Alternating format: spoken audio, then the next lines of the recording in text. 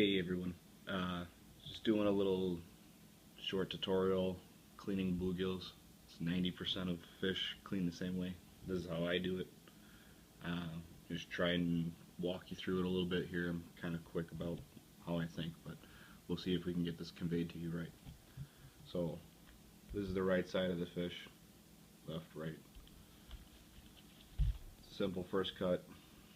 Always have a sharp knife, by the way. Right up behind the gill.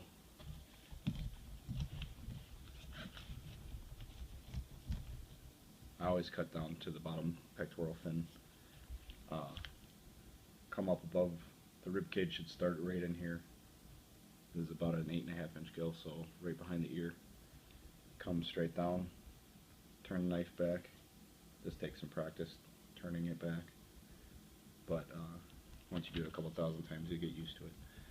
So what I do first is I run along the backbone and the spines. You'll feel them in there. If you go nice and slow, you can actually hear it. The second pass, I go all the way to that rib cage. That's the next place on the way down. Like I said, it's kind of in line with the ear. So I put my thumb in there, go behind it.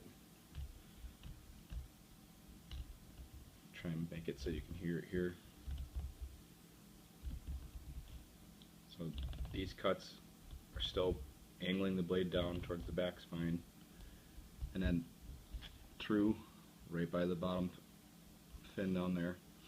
What you're doing is the ribs go from here and they end right there. So you get this whole fillet back here, and then you just slowly work it along the spine until you come out the back. I always go back, make sure I got all the way up against the rib cage there. And then most people will cut that side off, but the best way to do it is flip it over. Same thing behind the ear, right behind the fin here.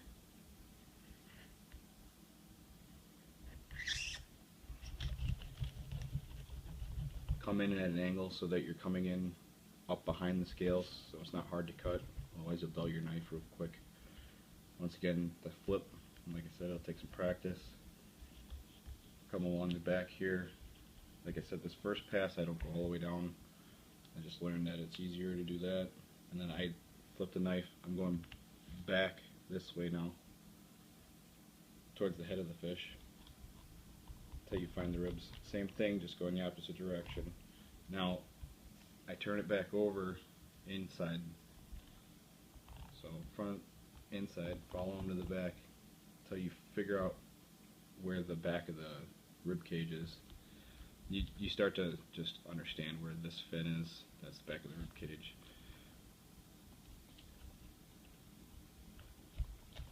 You poke it through.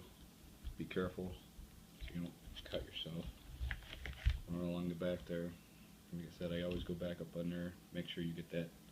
Allows you to get back up underneath the rib cage. I do a thing here where I cut through the top part of the ribs. Kind of creates like a pin bone thing. Walleye guys that know what I'm talking about. You work your way down the rib cage with a few slow cuts, and like I said, you get a lot faster at this.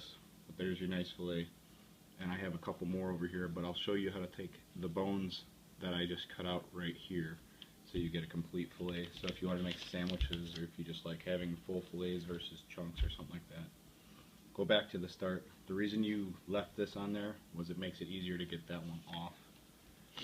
If you take it off first, the other side becomes way too difficult to actually do. So always leave this one on until you get back. So if you can see inside here, the rib cage is right here. I'm going to cut into that just a little bit just to get the meat from the top part of the rib cage, and then I'll work down over the top of the ribs. If you want to, you can follow the rib cage, but if you look at it, that's kind of how it looks. I just cut into the ribs for a second there. You'll see what I do to get rid of that later on, but if you work your knife down very slowly, like I said, if you got a sharp knife, slight angle, you get better at it with time, you get a nice fillet. And then you can see through your fish like that. I'm big on not wasting any meat. If you're going to keep fish, don't waste them. So then we'll go back to that same set of fillets. The easiest thing to do here, now you got this fin back here to hold on to, is you cut down till you're to the skin, and you hold it at the angle that the knife is sharpened at, right along the skin. So that's with the skin off. And I always do long drawing motions. That's the easiest way to go through it. I go and clean all my stuff up, take the little fin stuff off. You'll see there's like, I think they're just veins or whatever. I take them off, makes it look nice and clean. It's a metal thing, I'm sure you can eat it, doesn't matter. But if you feel right along here, this is where the bones were that we cut into. And all you gotta do is make a little V cut. One there, and you'll see the line right here. If you do this right, it should be a center line. You cut right along the top part of that. This right here is where they end. That's all bone. And that is a boneless bluegill fillet. Makes great sandwiches.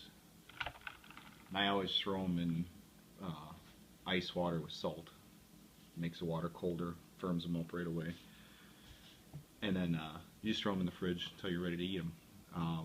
I recommend no longer than 1 day overnight. I'm going to be eating these tomorrow for dinner, so they can stay in the fridge, frosted up, ready to go.